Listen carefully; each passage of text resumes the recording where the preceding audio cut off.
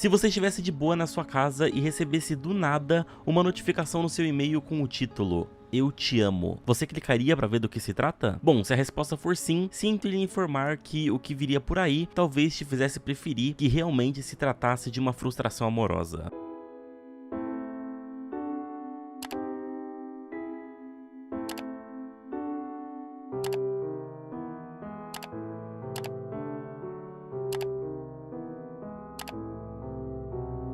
(5 de maio do ano 2000). Era uma sexta-feira comum e a gente sabe que sexta-feira é aquele dia da semana em que geralmente tá todo mundo com expectativa alta de bater o ponto no trabalho pra aproveitar o final de semana sem grandes preocupações, certo? Bom, mas você deve imaginar que certamente não foi isso que aconteceu. Isso porque nem todo mundo tinha essa mesma expectativa. Na verdade, em algum lugar das Filipinas estavam Onel de Guzman e seu parceiro Reonel Ramones, dois programadores que haviam planejado lançar nesse mesmo dia um dos golpes de malware mais bem arquitetados que já existiu. Eis que, como um piscar de olhos, diversos computadores novinhos começaram a entrar em colapso de modo irreparável, tendo várias funções básicas da máquina simplesmente apagadas. Em um primeiro momento, a gente tá falando de 13 mil vírus detectados em apenas um edifício corporativo em um lugar do mundo. Ninguém entendeu, afinal, como poderiam todos os funcionários de uma mesma empresa terem sido hackeados ao mesmo tempo. Pois é, acontece que isso não aconteceu apenas nesse prédio. Enquanto esse prédio tinha os PCs danificados, os PCs dos clientes dessas pessoas também eram danificados, e dos amigos dessas pessoas, dos amigos e assim por diante. Enfim, você já deve ter entendido que isso se trata de uma progressão geométrica, ou seja, cada vez mais gente espalhando malware para mais gente. Então, para você ter uma ideia de como o vírus funcionava, você recebia um e-mail com um arquivo, clicava nele e ele apenas não fazia o trabalho de estragar a sua máquina, como antes disso ela enviava o mesmo arquivo automaticamente para todos os seus contatos do e-mail, assim criando um ciclo. E isso é característica de um tipo de malware que eu já citei aqui no canal outras vezes, chamado worm. Worms são aqueles malwares que se replicam com o objetivo de se espalharem para outros computadores, usando como caminho alguma brecha na rede ou no cabo. Nesse caso em específico, bastava seu computador estar conectado normalmente na internet e ter uma conta válida no e-mail para esse ser o terreno ideal para o golpe. Para vocês terem noção do estrago, isso foi tão longe que a estimativa é de que 10% de todas as máquinas mundiais conectadas à internet foram infectadas. Colocando na ponta do lápis, o prejuízo na época foi de mais ou menos 20 bilhões de dólares.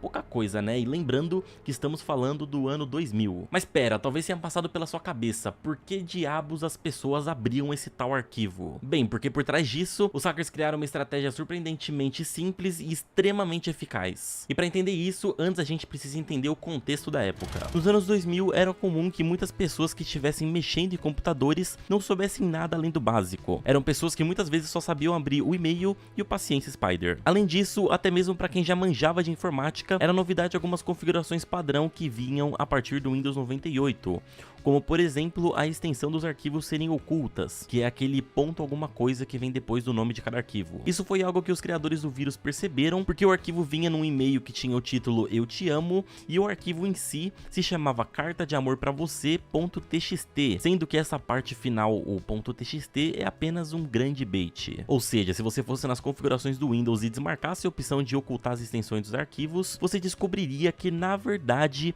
o nome do arquivo era carta de amor pra você.txt.vbs,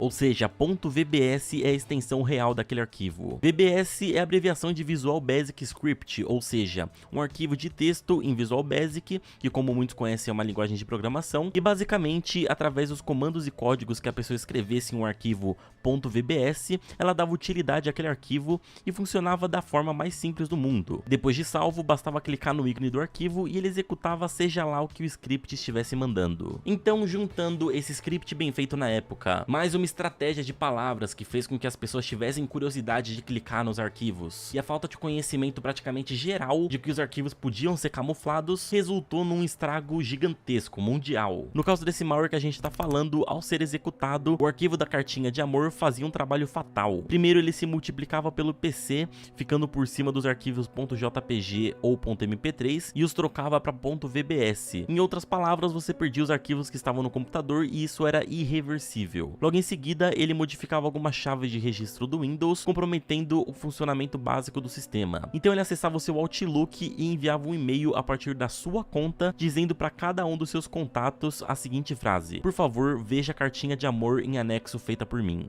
e anexava o vírus. Por fim, ele criava um arquivo chamado winbugsfix.exe, que dava a entender que era para reparar os erros, mas na verdade servia só para roubar as senhas de usuário, sendo a cerejinha do bolo. Aliás, como o Worm foi passando de pessoa para pessoa, uma hora chegou em gente que entendia de Visual Basic e que, ao invés de executar o arquivo, clicava com o botão direito e ia em editar, alterando linhas de código a fim de causar mutações ao vírus. Um exemplo de mutação foi fazer o Worm passar a crachar não só imagens e áudios, mas também arquivos .exe e .com. Bom, foi nessa altura do campeonato que os sistemas operacionais já sendo simplesmente explodidos, que os investigadores enfim descobriram que isso era uma criação de Guzmán e Ramones e os prenderam. Ao ser questionado, Guzmán alegou que esteve desenvolvendo um programa para roubar senhas como tese de faculdade, mas o projeto foi negado pelos avaliadores por obviamente ser ilegal. Por conta disso, ele aproveitou que já tinha criado e criou outro programa estruturado de forma similar. Segundo Guzmán, foi um acidente lançá-lo como Worm. E acredite se quiser, por não haver inglês anti-malware na época e pelos criadores afirmarem que não sabiam que isso era proibido, eles foram liberados. Talvez essa seja a parte mais maluca da história, mas pelo menos serviu de estímulo para criarem essas regras, porque foi a partir daí que as leis antivirais foram criadas. Alguns youtubers gringos gravaram a tela dos seus Windows 95 ou Windows 2000 e testaram como o Worm funcionava, crashando os arquivos e penetrando seus e-mails, e fica claro que isso é de fato algo meio impossível de se repetir hoje em dia. Primeiro porque, devido a casos como esse, os profissionais de TI viram a necessidade de investir na área de cibersegurança e, especialmente nos últimos 15 anos, passou a ser absurdamente mais difícil de um malware conseguir quebrar tantas barreiras de segurança para fazer o vírus desse tipo funcionar. E em segundo lugar, porque hoje existe uma consciência maior dos riscos de você sair clicando em tudo que recebe pelo e-mail ou que aparece na internet, especialmente se for um arquivo num formato que você não conhece. Aliás, para a época, esse caso foi um grande exemplo de engenharia social mundial, né? O fato de tanta gente ter sido manipulado por uma suposta carta de declaração amorosa, seja movida por carência ou por curiosidade, acabou sendo um mecanismo crucial para esse Worm ter virado uma arma de destruição em massa. O que fica depois de tudo isso é uma grande lição de responsabilidade no mundo virtual e, claro, uma história tão absurda que dependia de tantos fatores que provavelmente nunca mais vai ser repetido na história.